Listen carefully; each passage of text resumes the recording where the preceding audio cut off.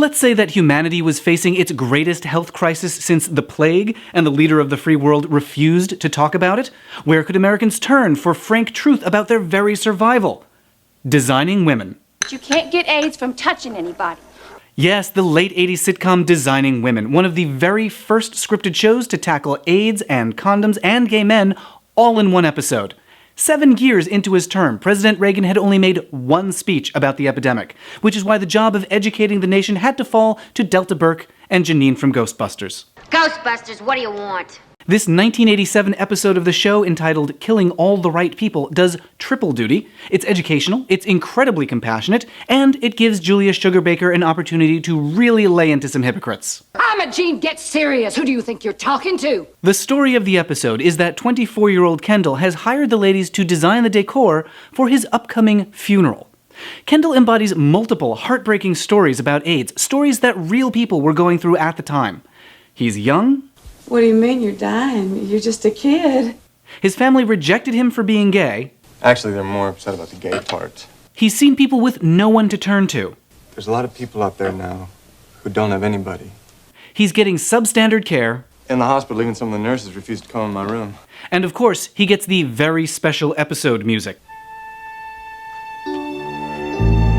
Also of note is just how much education this show packs into 22 minutes. Gays aren't the only ones getting it. The delivery doesn't always come across as totally natural. You can only get it from sex, blood products, and shared needles. But in the space between ads for Double Mint gum, this episode manages to provide more useful information about AIDS than the US government did during the initial years of the epidemic. Plus, some very solid mugging by Annie Potts.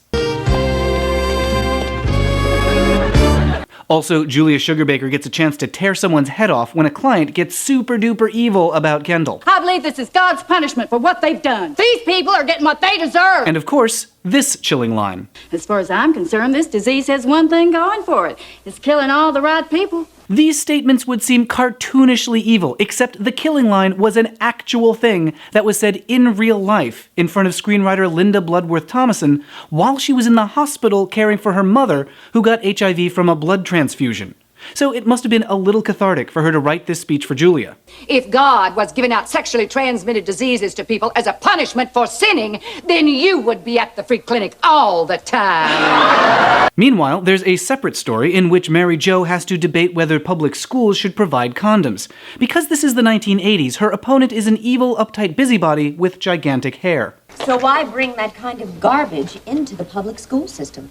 Mrs. Busybody has a brilliant solution for preventing teen pregnancy. Simply tell the teenagers to stop having so much darn sex. Abstinence. Right, because if anything can hold back the raging sexual hormones of a teenager, it's an abstinence-only education from a stock prude character in search of a Rodney Dangerfield. So what? So let's dance! Fortunately, Mary Jo is a realist, and also a bridge between the A plot and the B plot. We're not just talking about preventing births anymore. We're talking about preventing deaths. 25,000 Americans have died, and we're still debating. Still debating indeed. Even today, you still see asinine abstinence PSAs like these. You're not gonna hook up with, like, before you're married? For real? For real. For real, for real? For real, for real, for real. It is crazy that in 1987, Designing Women was one of the country's best sources of information about HIV and safe sex. But it's even crazier that 3 decades later, in some places, that's still the case. The abstinence education fantasy just refuses to go away. What the villains in this episode are saying is that people who have sex need to be punished, and that having sex should have consequences.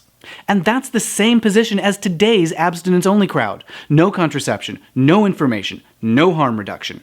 If you have sex, you might die, and that's the way it should be, because you'll have died of something that's killing all the right people.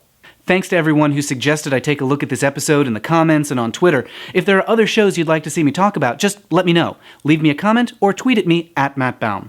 Subscribe here for more videos, and check out my previous video about how sitcoms like MASH and Soap and Cheers handled queer characters. And subscribe to my podcast, Sewers of Paris. That's full of revealing stories about the entertainment that changed the lives of gay men. Now, if you'll excuse me, I have an appointment at the country club. Hey, everybody, we're all gonna get laid!